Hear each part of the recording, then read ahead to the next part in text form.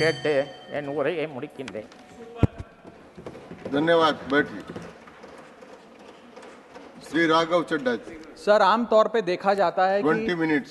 Sir आमतौर पे देखा जाता है कि जब भी वित्तीय बजट देश में प्रस्तुत किया जाता है तो देश के कुछ वर्ग उस बजट से खुश होते हैं और कुछ वर्ग उस बजट से निराश होते हैं। लेकिन इस बार सरकार ने वो अचीव कर लिया जिसे अचीव करना संभव ही नहीं था। इस सरकार ने इस बजट से लगभग देश के हर वर्ग को निराश किया। They have managed to displease all sections of our society. In fact sir, भारतीय जनता पार्टी के अपने समर्थक भी, अपने वोटर भी इस बजट से बेहद निराश हैं। सर बजट 2024 में अगर आप सर इनको मुझे बोलने दीजिए, नहीं तो मैं if you want me to yield मैं बैठ जाता हूं सर। आप बैठो, आप बोलने दो। माननीय सदस्य, आप बोलो ना। माननीय सदस्य, क्या प्रॉब्लम है? कृपया बैठे. बैठो आप। क्या बैठ जाए? बैठो आप। प्लीज बैठिए. आप बोलिए चड्ढा जी, प्लीज कंटिन्यू बोलिए. सर पिछले 10 सालों में टैक्स लगा कर सरकार ने एक देश के आम आदमी का खून चूस लिया। अब आप मानिए आप 10 रुपए कमाते हैं, उसमें से 3 साढ़े 3 रुपए आप इनकम टैक्स के माध्यम से दे देते हैं, 2 रुपए 2.5 रुपए जीएसटी आपका चूस लेता है, 1.5-2 रुपए आपका कैपिटल गेन टैक्स लगता है, सेस सरचार्जेस 1-1.5 रुपए के लग जाते हैं, तो मात्र 10 रुपए में से 7-8 रुपए तो सरकार के खजाने में चला जाता है। तो आम इंसान को मिलता क्या है, आम आदमी को मिलता क्या है? और सरकार जो हमसे इतना टैक्स लेती है उसके बदले में सरकार हमें देती क्या है? कौन सी ऐसी अंतर्राष्ट्रीय सेवाएं, world class health care, education, transport सुविधाएं सरकार बदले में देशवासियों को देती है? मैं ये भी पूछना चाहता हूं। इसीलिए आज मुझे ये कहने में बिल्कुल भी गुरेज नहीं है that sir we in India today pay taxes like England to get services like Somalia.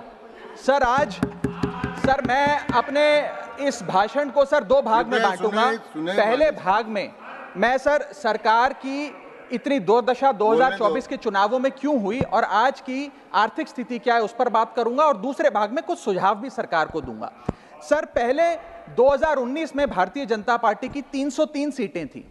देश की जनता ने उन सीटों पर 18% जीएसटी लगाकर इनको 240 सीटों पर ला खड़ा किया।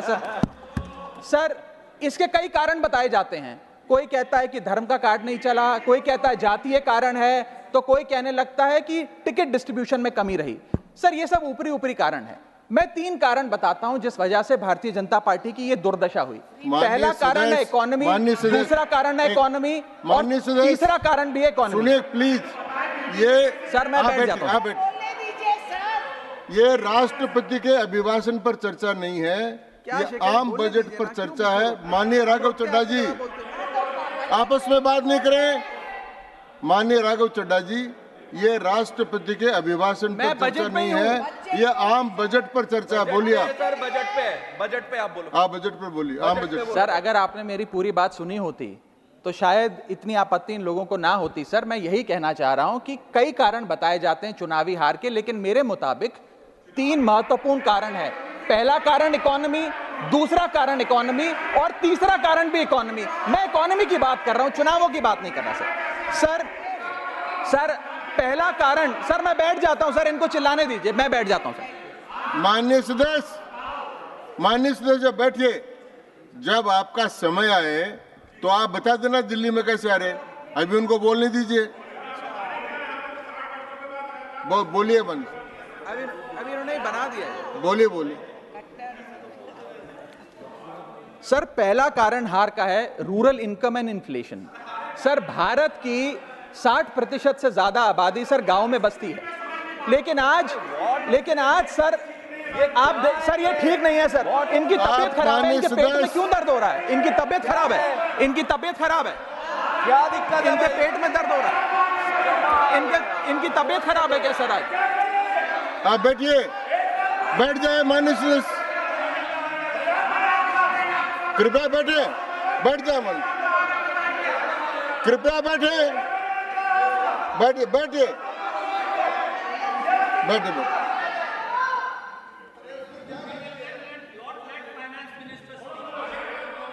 आप माननीय सदस्य डिस्टर्ब मत करें, इनको बोलने दें। आपको बोलने का अवसर मिलेगा, अभी इनको बोलने दें। हाँ सर मैंने 2.5 मिनट बोला, उसमें 5 बार इन्होंने इंटरप्ट किया है। मैं अपना समय सूद समेत इनसे वसूलूंगा सर। सर मैं आगे चलता हूं सर।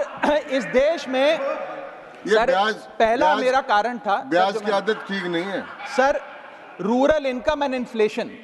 सर आज rising rural inflation, rural unemployment, low crop yield, income inequality, farmer debt, high input cost, low income, no MSP और क्रॉप लॉसेस के चलते यह आलम है सर कि रूरल इनकम ग्रोथ वित्तीय वर्ष 23-24 में डेकेडल लो पे है, डेकेडल लो पे। और सर इसी के साथ साथ किसानों की आय दुगना करने का वादा था, स्वामीनाथन कमीशन के अनुसार एमएसपी देने का वादा था, वो वादे जब पूरे नहीं हुए तो आलम यह है सर कि पिछले 25 महीने लगातार रियल रूरल वेजेस डिक्लाइन पर हैं लगातार। और इसके साथ साथ यूपीए के दौरान, कांग्रेस पार्टी की सरकार के दौरान फार्म वेजेस में 8.5% का इजाफा देखा गया था, एनडीए 1 के दौरान 3% और एनडीए 2 के दौरान -0.6% का इजाफा देखा गया, यानी कि रूरल वेजेस गिरती जा रही हैं। सर मैं ऐसे साधारण भाषा में समझाता हूं सर। सर 2014 में एक दिहाड़ी मजदूर एक दिन की अपनी दिहाड़ी से 3 केजी अरहर की दाल खरीद सकता था सर। सर आज वही दिहाड़ी मजदूर वर्ष 2024 में एक दिन की दिहाड़ी से 1.5 केजी अरहर दाल खरीद पा रहा है, यानी कि महंगाई भी बढ़ रही है और उसकी आमदनी भी घट रही है।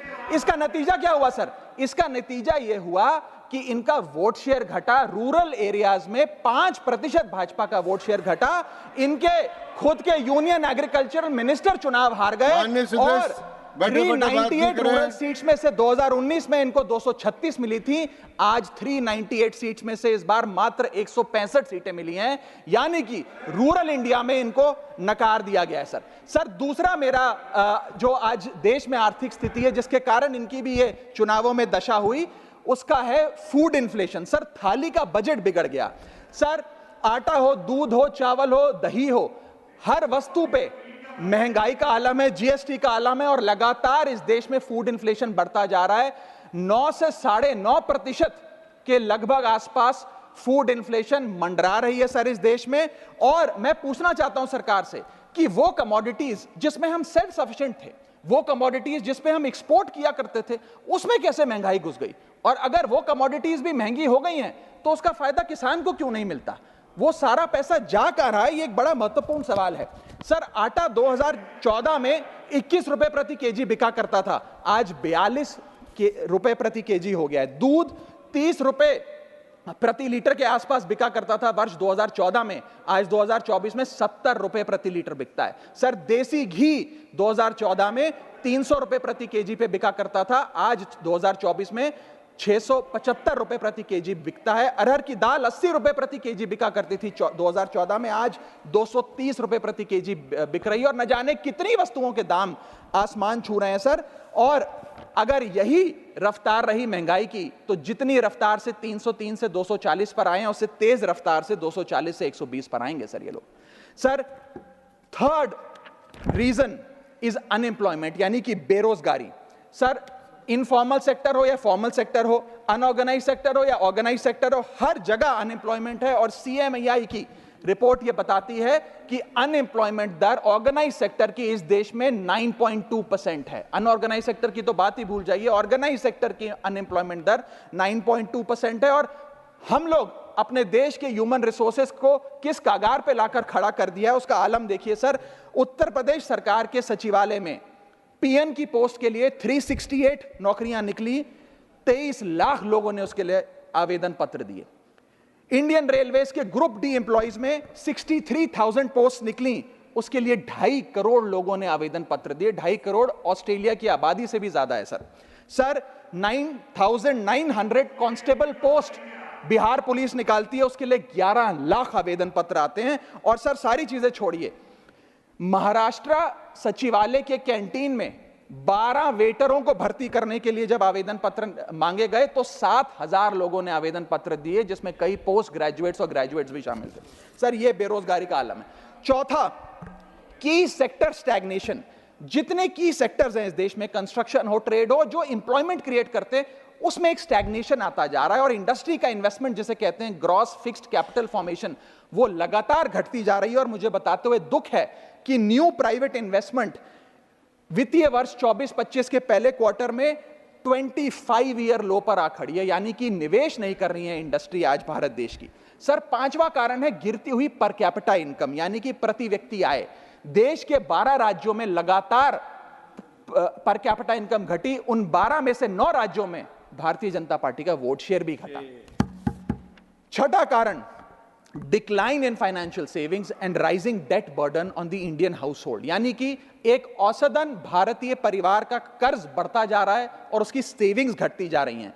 फाइनेंशियली हम लोग फ्रेजाइल होते जा रहे हैं, और ये रिजर्व बैंक ऑफ इंडिया के गवर्नर ने खुद कहा कि सेविंग्स बैंक अकाउंट खातों में से सेविंग्स गायब होती नजर आ रही हैं। हमारा net financial savings to GDP ratio वो घट रहा है, हाउस होल्ड सेविंग्स वो घट रही हैं, और लगातार सेविंग्स में डिक्लाइन देखा गया। और मैं एक सिर्फ बुराई नहीं करना चाहता, मैं सुझाव भी देना चाहता हूं। मैं आने वाले अपने भाषण के भाग में 8-10 महत्वपूर्ण सुझाव भी सरकार के लिए लाया हूं।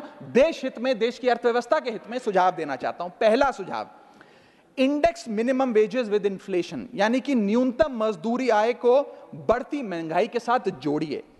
Ma'am, inflation erodes purchasing power. Inflation वो महंगाई वो दीमक है जो आपकी परचेजिंग पावर, आपकी संपत्ति को खा जाती है। इसीलिए आज मैं कहना चाहता हूं कि जैसे बेल्जियम जैसे देशों ने ऑटोमेटिक इंडेक्सेशन ऑफ वेजेस लागू किया है, उसी प्रकार हमारे देश में भी मिनिमम वेजेस की ऑटोमेटिक इंडेक्सेशन होनी चाहिए। और यहां मैं ये बताना चाहूंगा कि मेरे नेता अरविंद केजरीवाल जी ने, हमारी आम आदमी पार्टी की सरकार ने देश में सबसे ज्यादा मिनिमम वेजेस दिल्ली में देने का काम किया। दूसरा मेरा महत्वपूर्ण सुझाव, rework the agricultural pricing formula, यानी कि जब किसान खुले बाजार में अपनी फसल बेचने जाता है मैम, तो वहां पर एक मिनिमम रिजर्व प्राइस होना चाहिए, यानी कि उस प्राइस के नीचे किसान की कमाई नहीं होगी, किसान को उस रेखा के नीचे का दाम नहीं मिलेगा। इससे प्राइस वोलेटिलिटी से किसान बचेगा, इकोनॉमिक सिक्योरिटी किसान को मिलेगी और प्रोडक्शन में कंटिन्यूटी रहेगी। मेरा तीसरा सुझाव, legal guarantee to MSP in accordance with Swaminathan commission report. Swaminathan commission report की बात सुनते सुनते कि हम लागू करेंगे, मेरे भी बाल पक गए हैं, लेकिन आज तक लागू नहीं हुआ। मैं अनुरोध करूंगा सरकार से कि उस लीगल गारंटी को देश के किसान को सौंपे। चौथा और बहुत महत्वपूर्ण, हाथ जोड़कर विनती करना चाहूंगा, restore indexation on long term capital gain.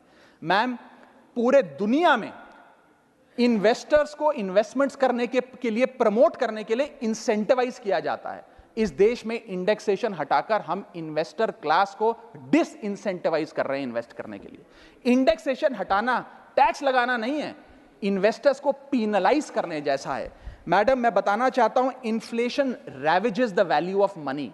पैसे को खा जाता है इन्फ्लेशन, इसीलिए हम कॉस्ट ऑफ एक्विजिशन को इंडेक्स कर कैपिटल गेन टैक्स की कैलकुलेशन करते हैं। और जो लोग खुश हैं आज कि कैपिटल गेन टैक्स को 20% से घटाकर 12.5 कर दिया है, उनके लिए मैं एक उदाहरण लाया हूं। इस उदाहरण के माध्यम से हम समझ जाएंगे कि कैसे इंडेक्सेशन हटाना इस देश के इन्वेस्टर को एक बहुत बड़ी उसकी जेब पे डाका डालने जैसा है।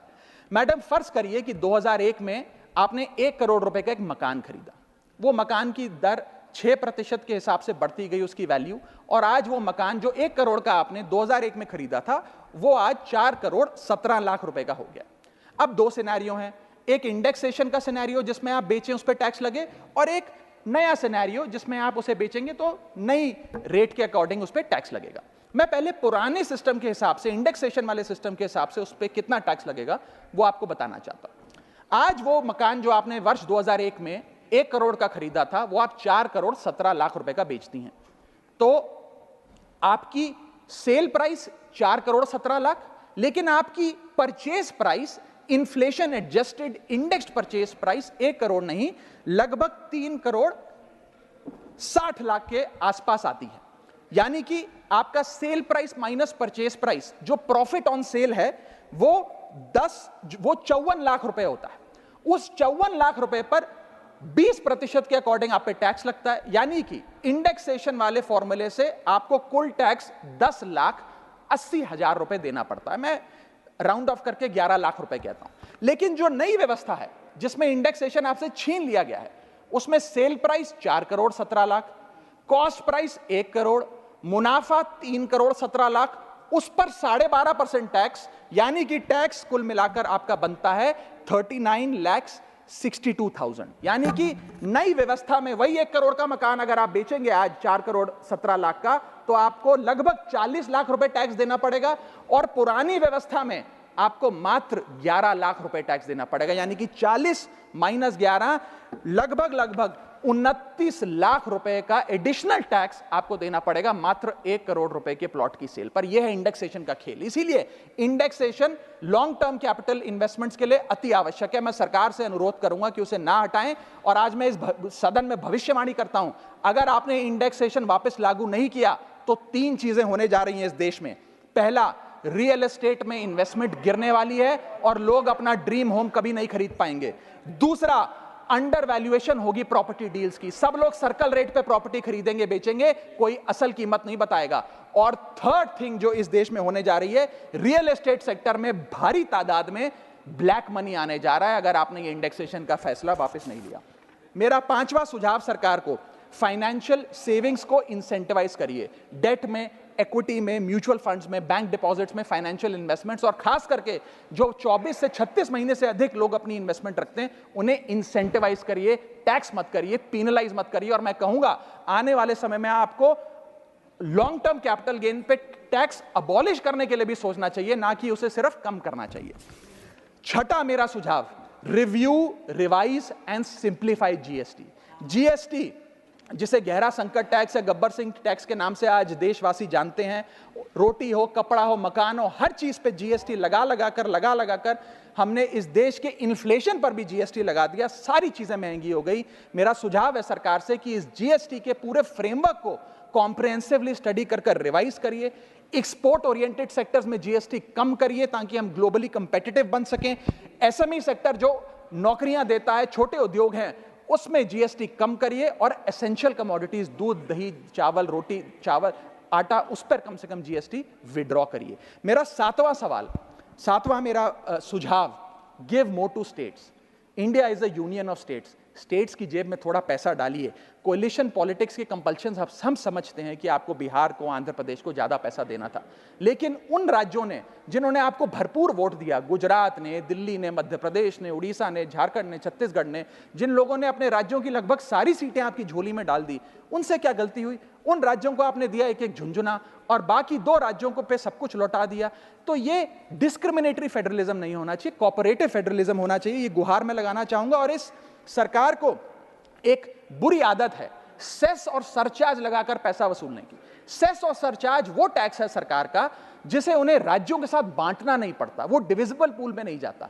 इसीलिए सरकार सेस और सरचार्ज लगा लगाकर आम आदमी से पैसा वसूलती है। मैडम, अगर केंद्र सरकार 100 रुपए कमाती है तो उसमें से 18 रुपए सेस और सरचार्ज के जरिए कमाती है, यानी कि मात्र 82 रुपए, 100 में से 18 हटा दीजिए, 82 रुपए डिविजिबल पूल में जाता है जो राज्यों में बांटा जाता है। 18 रुपए सीधा सरकार की जेब में जाता है। मैं अनुरोध करूंगा कि सेस और सरचार्ज की या तो इस प्रथा को बंद करें या वो भी डिविजिबल पूल में डालकर स्टेट्स के साथ बांटे। मेरा 8वां सुझाव, जीएसटी कॉम्पनसेशन जो राज्यों के लिए बंद कर दिया गया है उसे कम से कम 5 साल और दीजिए। कई ऐसे राज्य हैं, तमिलनाडु है, महाराष्ट्र है, पंजाब है, गुजरात है, जिनकी अर्थव्यवस्था आज जीएसटी कॉम्पनसेशन के पैरों पे खड़ी हुई है, जो आज हमारे बजट का 10 से 15% हिस्सा इनकम का जीएसटी कॉम्पनसेशन से आता है। मैं अनुरोध करना चाहूंगा सरकार से कि कम से कम 5 साल और जीएसटी कॉम्पनसेशन देकर इन राज्य सरकारों की मदद की जाए।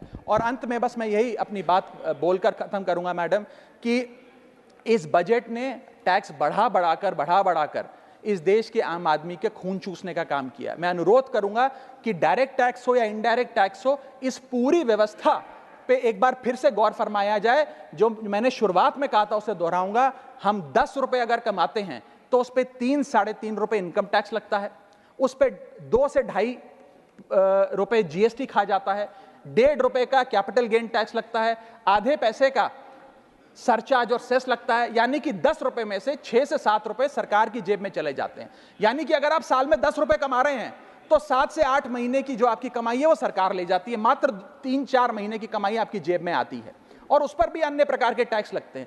और उसके बदले में हमें कोई सुविधाएं नहीं मिलती है, ना ट्रांसपोर्ट, ना हेल्थ केयर, ना कोई इंफ्रास्ट्रक्चर, कोई ऐसे जैसे और बड़े बड़े विकसित देशों में, United states of America, United kingdom, European countries में जो हाई टैक्स रिजीम्स मानी जाती हैं, उनमें नागरिकों को सुविधा दी जाती है, लेकिन उसके बदले में दिल्ली में, हिंदुस्तान में, देश भर में कोई ऐसी सुविधा केंद्र सरकार नहीं देती है। इसीलिए यह कहा जाता है that we impose taxes like the Europeans do to get services like sub Saharan countries. मैं अनुरोध करूंगा सरकार से कि इस टैक्स फ्रेमवर्क को डायरेक्ट हो या इनडायरेक्ट टैक्स हो, उसका भी एक कॉम्प्रिहेंसिव रिव्यू करें। बहुत बहुत शुक्रिया।